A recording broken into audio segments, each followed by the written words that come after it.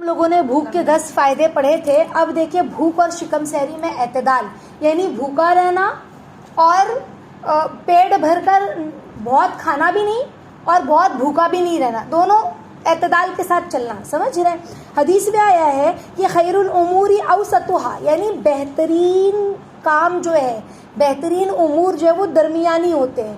یعنی ہم بولتے ہیں نا بہت زیادہ کوئی بھی چیز ایکسٹرا اچھی بھی نہیں لگتی ہے، نہ بہت زیادہ کم بھی اچھی نہیں لگتی ہے، ہر چیز کو درمیانی سطح پہ کرنا چاہیے. اسی طرح اللہ تعالیٰ جو ہے وہ اعتدال کو پسند کرتے ہیں، میانہ روی جسے کہتے ہیں. کیا کہتے ہیں؟ میانہ روی، یعنی اعتدال میں رہنا، درمیان میں رہنا، بہت زیادہ بھی نہیں بہت کم بھی نہیں. اور یہی شریعت محمدی صلی اللہ علیہ وسلم کا طریقہ بھی ہے. آ رہی ہے بات سمجھ میں؟ تو پتہ چلا کہ افراط اور تفریط دونوں منع ہیں، بہت زیادہ بھی اور بہت کم بھی، یہ دونوں اسلام میں منع ہیں.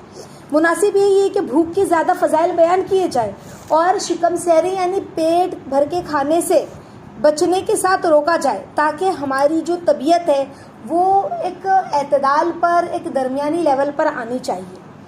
طبیعت بالکل ختم کرنا ممکن نہیں ہے کہ ہم ہمیشہ بھوکے ہی رہے، کھائے ہی نہیں، تو انسان کمزور ہو جائے گا نا. البتہ اعتدال پر لانا ممکن ہے. چنانچہ اگر خلاف طبعی اسراف کرے تو شریعت اس کے عمل کی مذمت کرتی ہے. بہت زیادہ اسراف کر رہا ہے، بہت زیادہ خرچہ کرے، بہت زیادہ خرچے کے ساتھ کھائے، سمجھ رہے کسی بھی چیز میں، تو شریعت اس کو منع کرتی ہے. مثلا جیسے اگر میں آپ کو ایک ایگزامپل دیتی ہوں کہ شب بیداری اور روزے کے بے شمار فائدے ہیں. رات بھر جاگنے کے کتنے فائدے، عبادت کے کتنے فائدے، رات کی عبادت، اور اسی طرح سے دن میں روزہ رکھنے کے بھی بہت فائدے ہیں. لیکن اللہ کے نبی صلی اللہ علیہ وسلم کو معلوم ہوا کہ کچھ لوگ جو ہے وہ روزہ ہمیشہ رکھتے ہیں، تو اللہ کے نبی نے منع فرمایا. اور اللہ کے نبی نے کیا فرمایا کہ یہ اس طرح نہیں کرنا ہے.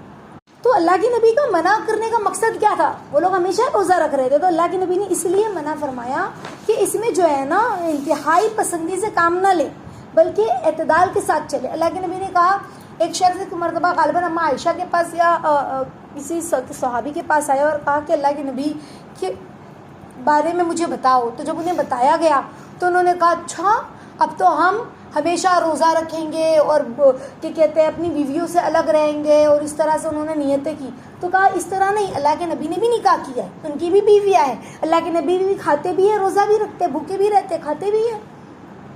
سمجھ رہے؟ تو اسی لیے اسلام نے اس بات کو پسند کیا. صوم دہر جو ہے یعنی ہمیشہ روزہ رکھنا، پورے سال روزہ رکھنا، اس کی ممانعت اسلام میں کہ ہم کو پورا 12 مہینے روزے نہیں رکھنے. اگر روزہ کوئی اللہ نے پسند کیا ہے کسی روزہ رکھنے کے طریقے کو، تو وہ صوم داؤدی ہے. صوم داؤدی مطلب ایک دن روزہ رکھا، ایک دن گیپ کیا، ایک دن روزہ رکھا، ایک دن گیپ کیا، یہ اللہ کو پسند ہے. اگر ہم ہمیشہ روزہ رکھیں گے وہ تو ہماری عادت ہو جائے گی، پھر وہ بوجھ لگے گا روزہ ہمیں، پھر نفس مرے گا، اندر سے نہیں مرے گا. سمجھ رہے؟ تو کوئی بھی چیز ہے نا لمٹ، جسے ہم کہتے ہیں نا لمٹ میں اچھی لگتی ہے. سمجھ رہے ہیں؟ تو ہمیں یہ بات جان لینی چاہیے کہ کھانے کے سلسلے میں جو ہے افضل اور معتدل طریقہ کیا ہے کہ اتنا کھائیں جس سے نہ معدے میں بوجھ پیدا ہو، نہ بھوک کی تکلیف محسوس ہو. سمجھ رہے؟ ہمیں اتنا کھانا ہے. کھانے کا مقصد یہ ہے کہ انسان کی زندگی باقی رہے، آدمی کی زندگی باقی رہے، اور جسم میں عبادت کی قوت جو ہے وہ جاری رہے. یہ کھانے کا مقصد ہے. اب دیکھو، ایک ہوتا ہے نا جینے کے لیے کھانا، ایک ہوتا ہے کھانے کے لیے جینا. تو ہمیں کھانے کے لیے جینا نہیں ہے بلکہ جینے کے لیے کھانا ہے. یعنی اتنا کھانا ہے جس سے ہم جی سکیں. بہت کھا رہے ہیں تو پھر معدے میں کیا ہوتا ہے، بوجھ آ رہا ہے زیادہ کھانے سے، تو ہمیں اس سے بچنا ہے. معدے کی گرانی جو ہے، معدے میں اگر بوجھ آئے گا تو عبادت میں عبادت میں ہم کو ہے نا سستی پیدا ہوگی. دیکھو اللہ کے نبی نے کیا فرمایا، میدا جو ہے نا، میدا کیا ہوتا ہے؟ میدا نہیں ہے جس سے روٹی بنتی ہے. میدا جو ہوتا ہے وہ پیٹ میں جو کھانا ہضم کرنے والی میری چکی ہے اسے میدا کہتے ہیں. سمجھ رہے؟ اور اللہ کے نبی نے فرمایا میدا تمام بیماریوں کی جڑ ہے. ابھی آپ لوگ آگے طب پڑھو گے تو آپ لوگوں کو سمجھ میں آئے گا کہ میدے سے ہی ساری بیماریاں وجود میں آتی ہیں، ایون بخار بھی. سمجھ رہے؟ پھوڑی، پونسی، ساری چیزیں میدے سے ہی ریلیٹڈ ہوتی ہیں. میدے میں گرمی ہوگی بخار آئے گا، میدے میں گرمی ہوگی پھوڑی پھنسی آئے گا، میدے میں گرمی ہے تو دنیا کی بیماریاں وجود میں آتی ہیں. یعنی میدا جو ہے نا وہ مرکز ہے، وہ صحیح ہے. اسی لیے اگر ہم حکیم کے پاس جاتے ہیں تو حکیم ہم سے ایک ہی سوال پوچھتا ہے, ٹوائلٹ ہو رہی ہے, کیسی ہو رہی ہے, دن میں کتنی بار جاتے ہو, سمجھ رہے, کیونکہ معدے سے ہی ساری چیزیں ریلیٹڈ ہوتی ہیں. تو اگر ہم نے ایک دم بھوکے ہی رہتے رہے, اتنا بھوکے رہے تو انسان کو کمزوری آنے لگے گی, اور بہت کھا لیا تو معدے پہ بوجھ آئے گا, اور کیا ہوگا, عبادت کرنی بھی مشکل ہو جائے گی. سمجھ رہے, بھوک کی وجہ سے بھی تو انسان عبادت نہیں کر پاتا ہے, بھوک کی وجہ سے دماغ منتشر رہتا ہے نا. تو اللہ رب العزت نے ہمیں جو وجود دیا ہے, تو وجود دینے کا مقصد صرف کھانا نہیں ہے, سمجھ رہے, بلکہ زندگی میں اللہ نے ہمیں کچھ ایمز دیے, کچھ گول ہے ہمارا, اور وہ کیا ہے, اللہ کے بن جاؤ اور اللہ کے بنا دو. سمجھ رہے, خود اللہ کے بننا اور لوگوں کو اللہ کا بنانا ہے. تو ایک طرف کھانا ہے, دوسری طرف بھوکا رہنا, یہ دونوں ہی جان لیوا ہے. کوئی انسان بہت بھوکا رہے, اس کو کھانے پینے نہ دیا جائے, 2 دن 3 دن مر جائے گا نا بھوک پیاس سے. یہ بھی انسان کی جان لے لیتا ہے, بھوک پیاس سے مر جاتا ہے انسان. اور کوئی انسان بہت کھاتا ہے تب بھی وہ بھی اس کے لیے بیماری کا سبب بنتا ہے. تو ان دونوں سے بچ کر چلنے کی جو راستہ ہے وہ ہے اعتدال, میانہ روی اختیار کرنا. سمجھ رہے, زندگی اسی میں ہی ہماری زندگی کی بقا ہے, عافیت ہے. دیکھو شہوات جو ہوتی ہے نا, شہوتیں, اب آپ پوچھو گے شہوت کسے کہتے ہیں, نفسانی خواہشات. سمجھ رہے, جو انسان کو غلط کاموں پر ابھارتی ہے, گندگی پر ابھارتی ہے. سمجھ رہے, تو چاروں طرف سے گھیرے ہوئے ہیں. فرشتے شہوات سے بہت دور ہوتے ہیں, خواہشات سے دور فرشتے, ان کے دل میں کوئی خواہشات نہیں, وہ اللہ کی عبادت کرتے, ان کا پیٹ ذکر سے ہی بھرتا ہے. سمجھ, جہاں ذکر ہوتی ہے بھی یہاں اللہ کے بول بولے جا رہے, فرشتے آسمانوں تک جمع ہو گئے مجلس لگا کر. سمجھ رہے, تو چاروں طرف سے فرشتے جو ہے وہ ذکر کی مجلس کو گھیرے ہوئے تھے. اور اب ہم چاہتے ہیں کہ ہم فرشتوں کی صفت ہمارے اندر آ جائے. کس کی صفت ہمارے اندر آ جائے, فرشتوں کی. فرشتوں سے ہمارے ساتھ مشابہت ہو, تو اس کا طریقہ ایک ہی ہے. جب ہم شہوت سے دور ہوں گے, نفسانی خواہشات سے دور ہوں گے, تب تو ہمارے اندر فرشتوں والی صفت آئے گی نا. اسی لیے مطلب کیا ہے حدیث کا, ہاں, اس کا ثبوت ہمیں اس آیت سے ملتا ہے کہ اللہ رب العزت قرآن میں فرماتے ہیں, کلو وشربو ولا تسرفو, کھاؤ پیو حد سے تجاوز نہ کرو. تو جب ہم کھائیں گے پیئیں گے, لیکن حد سے زیادہ نہیں کھائیں گے, لمٹ میں کھائیں گے. سمجھ رہے, جہاں 4 روٹی کھاتے تھے وہاں 2 کھائیں گے, جہاں 3 کھاتے تھے وہاں 1.5 کھائیں گے, حساب سے کھائیں گے. تو اس سے کیا ہوگا, جب انسان کا پیٹ تھوڑا خالی ہوتا ہے نا, تو شہوتیں اس کے اوپر سوار نہیں ہوتی. جب پیٹ خالی ہوتا ہے نا, تو عبادت کرنے میں دل لگتا ہے, دل نرم ہوتا ہے. جیسے کہ ہم نے اس سے پہلے بھی فائدے پڑھے بھوکے رہنے کے. لیکن جب پیٹ بھر جاتا ہے نا, تو کسی کا سوچتا ہے. دیکھو جب ہمارا پیٹ بہت بھر جاتا ہے نا, تو ہم بولتے ہیں نہیں اب کھانے کی بات نہیں کرنا, بہت کھا لی ہوں, اب کسی چیز کی بات نہیں کرنا. اور اگر ابھی پیٹ خالی ہے, میں کہوں کہ وہاں بہت اچھی بریانی ملتی ہے, اوہ سیخ کباب تو اتنے زبردست ہے, اور وہاں کا فالودہ تو بہت ٹیسٹی, کھاؤ تو کھاتے رہ جاؤ, تو بھوکا رہے انسان تو کہا ہاں سچ میں. لیکن اگر پیٹ بھر کے کھایا, دبا کے بریانی کھائی ہے, اور میں کہوں وہاں سیخ کباب بہت اچھا ملا, ارے پلیز مت بات کرنا, ایک دم من بھر گیا ہے, اتنا کھانا کھا لیا ہے. ایسا ہوتا ہے کہ نہیں ہوتا؟ اسی طرح سے جب ہم پیٹ بھر کر کھانا کھا لیتے ہیں نا, تو ہمیں کسی کا احساس نہیں ہوتا.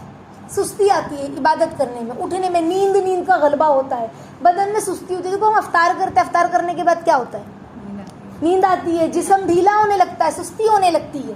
سمجھ رہے, تو قرآن میں فرمایا کلو وشربو ولا تسرفو, کھاؤ پیو لیکن حد سے تجاوز مت کرو. اسی لیے تو جب تک انسان کو بھوک کی تکلیف اور شکم سیری کی گرانی محسوس ہوتی رہے گی, تو عبادت میں دل بھی لگے گا. تو بہت زیادہ بھوکا رہنا اور بہت زیادہ کھانا اگر رہے گا, تو عبادت میں دل کیسے لگے گا؟ تو اسی لیے ہمیں اعتدال کا راستہ یہ بتایا گیا, نہ ہم بھوکے رہیں بہت زیادہ اور نہ بہت زیادہ کھانا کھائیں. کیونکہ انسان کا جو نفس ہے وہ اسٹارٹنگ میں سرکش ہوتا ہے, سمجھ رہے, اور شہوات کا شائق ہوتا ہے. شہوات ابھی جیسے کہ میں نے آپ لوگوں کو بتایا نا, شہوتیں, خواہشات کو شہوت کہتے ہیں.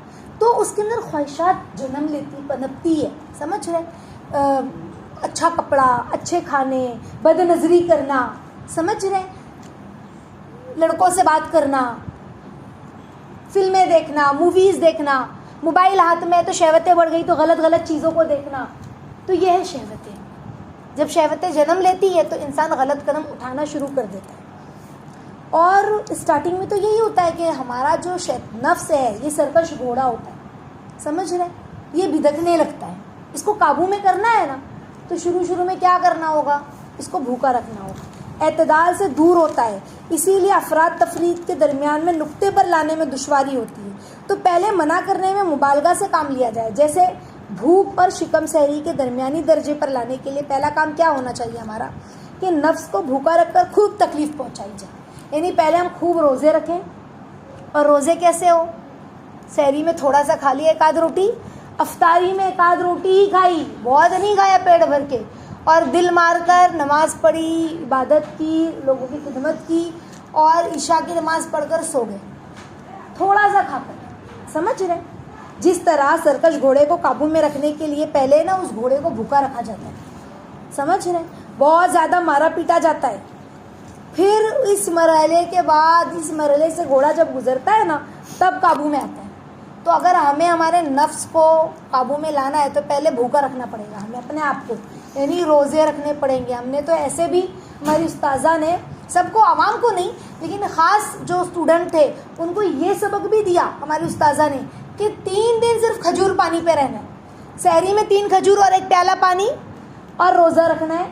افطاری میں 3 کھجور اور 1 پیالہ پانی, اس کے علاوہ کھانا بھی کچھ نہیں, بس سیدھا صبح سحری میں کھانا ہے تمہیں 3 کھجور اور 1 پیالہ پانی 3 دن کا. اس طرح سے ہمیں سبق دیا. اب تمہیں اس طرح رہنا ہے, اور پھر تمہیں فیل کرنا ہے کہ صحابہ کیسے تھے, پھر تمہیں فیل کرنا ہے کہ ہمارے نبی نے زندگی کیسے گزاری. سمجھ رہے, تو وہ 3 دن کا سبق, ایسی روحانیت بڑھتی ہوئی محسوس ہوئی, دل میں اتنی نرمی, اتنا رونا آ رہا تھا اللہ کے سامنے, امت کا اتنا احساس. واقعی میں صحابہ کی اتنی شدت سے یاد آتی تھی اس وقت کہ واقعی میں صحابہ نے کیا قربانیاں دی ہوں گی, کیسے بدر کے میدان میں پیٹ پہ پتھر باندھے تھے صحابہ نے, ہاں, کیسے ان کے جسم اتنے کمزور تھے کہ پیر یہاں رکھتے تھے تو وہاں جاتا تھا. تو اس وقت صحابہ بہت شدت سے یاد آئے, اللہ کے نبی کی بہت شدت سے یاد آئی کہ اللہ کے نبی رات بھر نیند نہیں آئی بھوک کی وجہ سے. تو وہ کیا وقت تھا. تو پہلے ہمیں اپنے آپ کو, ہمارا نفس تو بھی اتنے ہم ایمان والے تو بنے نہیں نا, تو ہمیں پہلے اپنے آپ کو ڈنڈے لگانے ہوں گے. اور وہ ڈنڈے کیسے لگیں گے, اپنے نفس کو بھوکا رکھنا ہوگا, اپنے مالک کی مرضی کا پابند بننا ہوگا. اور ہمارا مالک کون ہے, ہمارا اللہ. ہمیں اپنے رب کی مرضی کے پابند بننا ہوگا. اپنی غذا کے سلسلے میں 4 وظائف ہم مقرر کر لیں. پہلا, غذا کی مقدار ہمیں مقرر کرنی ہے. آج ہی ہم اس چیز کو طے کر لیں کہ ہمیں آج سے کتنا کھانا کھانا ہے. صبح میں کتنی روٹی کھانے والی ہوں, دوپہر میں کیا کھانے والی ہوں, رات میں میرا کھانا کتنا ہوگا, ہم دیکھ لیں. یا صبح میں کھانا کھاؤں گی, دوپہر میں کچھ نہیں کھاؤں گی, سیدھا رات میں کھاؤں گی کتنی بھی بھوک لگی. شدید بھوک لگی تو 1 آدھ کھجور کھا کے پانی پی لوں گی. اور رات میں جو مجھے روٹی کھانی ہے تو بھوک لگی تھی اور امی نے بنا دی بریانی, اب ہم نے کیا کیا, جم کے کھایا. نہیں, اب ہمیں چاہے کچھ بھی ہو جائے, ہمیں تو لمٹ میں ہی کھانا ہے. سمجھ رہے, لمٹ میں کھانا ہے. دنیا کے اعتبار سے بھی جو ڈائٹ پہ بہت زیادہ دماغ میں ڈائٹ سوار ہو جاتی ہے نا جس کے, تو وہ اتنا کنٹرول کرتے کہ ہم دیکھتے ہو ان کی خوراک کیسی. میرے ایک چچا ہے, چاہے دنیا کی کوئی بھی چیز ان کے سامنے رکھ دی جائے, وہ ایک بوٹی سے دوسری بوٹی گوشت کھاتے ہی نہیں ہیں. اور مطلب اتنا لمٹ میں کھانا کھاتے ہیں, چاہے کتنی ہی ساری ڈش کیوں نہ ہو سامنے. سمجھ رہے, ہم ہوتے ہیں تو فرائی بھی ہے اور جھینگے فرائی بھی ہے, اب تو مست جم کر ہم کھائیں گے, ہے نا. تو ہم تو پھر 2 پیس زیادہ ہی کھا لیتے ہیں ہمارے کھانے سے. تو پہلے تو ہمیں اس چیز کو طے کرنا ہے کہ ہماری غذا کی لمٹ کیا ہوگی, ہم کتنی غذا کھائیں گے. ہم پہلے ایک فہرست بنا لیں. دوسرا, ہمیں کون سے وقت پر کھانا ہے, اس کے بعد ہم کچھ نہیں کھائیں گے, اسی وقت پر کھانا ہے بس. یہی ہمارا کھانے کا ٹائم ٹیبل ہے. 12 بجے دوپہر کا کھانا, مغرب کے فوراً بعد رات کا کھانا, بس یہ ہمارا ٹائمنگ ہے. اس کے بعد ہمیں کچھ نہیں کھانا ہے. لیکن ہمارا کوئی ٹائم فکس ہے, بھوک لگی چلتے پھرتے فریج کھولا, بھوک لگی چلتے پھرتے کبڈ کھولا کہ کچھ رکھا تو نہیں اس کے اندر, بسکٹ چوڑا, سمجھ رہے. تو دو, پہلے غذا کا ٹائم, کون سا ٹائم پہ کھانا ہے, دوسرا وقت, تیسرا جو ہے نا وہ غذا کی جنس, ہمیں کون سی غذا صبح میں کھانی ہے, کون سی رات میں, کہ صبح میں روٹی کھائیں گے رات میں کھچڑی کھائیں گے, یا رات میں روٹی کھائیں گے صبح میں کھچڑی کھائیں گے. کوئی بھی ایک اس کی جنس کو ہمیں مقرر کرنا ہے کہ ہماری غذا یہی ہوگی. جیسے اکثر گجرات وغیرہ کی طرف ہم دیکھتے ہیں تو وہ رات میں کھچڑی کھاتے ہیں, دن میں روٹی کھاتے ہیں. یو پی وغیرہ کی طرف ہم دیکھتے ہیں تو وہ دن میں چاول کھاتے ہیں اور رات میں روٹی کھاتے ہیں. دلی وغیرہ کے لوگ اکثر, سمجھ رہے ہیں, تو ان کی غذا فکس ہے کہ ہم رات میں روٹی کھانا ہے, ہمیں دن میں چاول کی کوئی ڈش کھانی ہے. تو ہمیں بھی اس طرح سے فکس کرنا ہے کہ ہمیں کیا کھانا ہے. ایکچوئل غذا میں سلاد کھانا ہے, اس کے بعد تھوڑی سی ایک روٹی کھانی ہے, رات میں سلاد کھانا ہے, پھر چاول یا روٹی جو بھی ہے وہ کتنی کھانی, مقدار ہمیں طے کرنا ہے. سمجھ رہے ہیں. جنس, غذا جنس سمجھتا ہے, یعنی کون سی ذات کی غذا کھانی, روٹی کی, چاول, سیلیڈ, کیا کھانا ہے. کہ ہم رات میں صرف سیلیڈ کھائیں گے اور اس میں کھجور وغیرہ ڈال کے بس, کوئی بھی ایک چیز ایسے فکس کرنی ہے. یا منڈے کے دن ہم یہ کھائیں گے, ٹیوزڈے کے دن یہ والی دال, وینسڈے کے دن یہ والی دال, تھرسڈے کے دن یہ والی بھاجی, فرائیڈے کے دن یہ والی سبزی, ایسے فکس کر لیں گے ہم کہ ہمیں یہی کھانا ہے. سمجھ رہے ہیں. چوتھی جو چیز ہمیں غذا کے تعلق سے ہمارے ٹائم ٹیبل میں لانی ہے کہ ہر حال میں ہمارا کھانا حلال ہو, حرام نہ ہو. کون سی غذا ہو, حلال کھانا ہو. اب پڑوس میں سے آیا کھچڑا, ہم نے کہا محرم کا کھچڑا آیا ہے, محرم کا کھچڑا آیا ہے, کھا لیتے. تو کیا کھا سکتے ہیں؟ بازو میں ماتم چل رہا تھا, بیچاروں نے ان کے گھر سے پلاؤ بھیجا ہے, ماتم کے بعد بانٹتے ہیں نا پڑوسی. اب ہم نے وہ پلاؤ کھا لیا, بھائی بہت اچھا گوشت ووشت ڈلا ہے, کھا سکتے, اجازت ہے, وہ کھانا ہمارے لیے حلال ہے. ماتم کا کھانا ہم نے کھا لیا. اس کے علاوہ مال ان کا حرام تھا اور ہم نے کھا لیا. بس دکھ رہا ہمیں بہت اچھی ڈش ہے, بریانی ہے, کھا لو, اور کھا لیا. چلے گا؟ نہیں چلے گا. یا مال کہاں سے آ رہا ہے, جائز ہے کہ ناجائز ہے. ہم کہیں گئے باہر, اب ہم نے کہا ہاں ہمارے تو رات کی ڈش میں ہم نے تو نان ویج رکھا تھا اور ہوٹل ہے غیروں کی. اب غیر جو ہے وہ تو حلال طریقے سے, ہم کو معلوم نہیں نا انہوں نے گوشت کہاں سے خریدا ہے, مسلم کے پاس سے خریدا ہے کہ خود کاٹا ہے, ہمیں کچھ نہیں معلوم. اور کاٹا ہے تو بسم اللہ پڑھا نہیں پڑھا, جو بنانے والے ہیں وہ مسلم نہیں ہے. تو ہم نے کیا کیا, ہم نے خرید کے کھا لیا ان کے ہاتھ کا گوشت. تو صحیح کیا کہ غلط کیا؟ غلط کیا. تو ہمیں معلوم ہونا چاہیے جو غذا ہم کھا رہے ہیں وہ حلال ہے یا حرام. سمجھ رہے ہیں. یہ چار چیزوں کا ہونا, معلوم ہونا بہت زیادہ ضروری ہے. تو انشاءاللہ اسی کے متعلق اگلے درس میں ہم اور مزید پڑھیں گے کہ کھانا اعتدال سے کیا ہوتا ہے کھانا. ٹھیک ہے. اللہ تعالیٰ ہم سب کو صحیح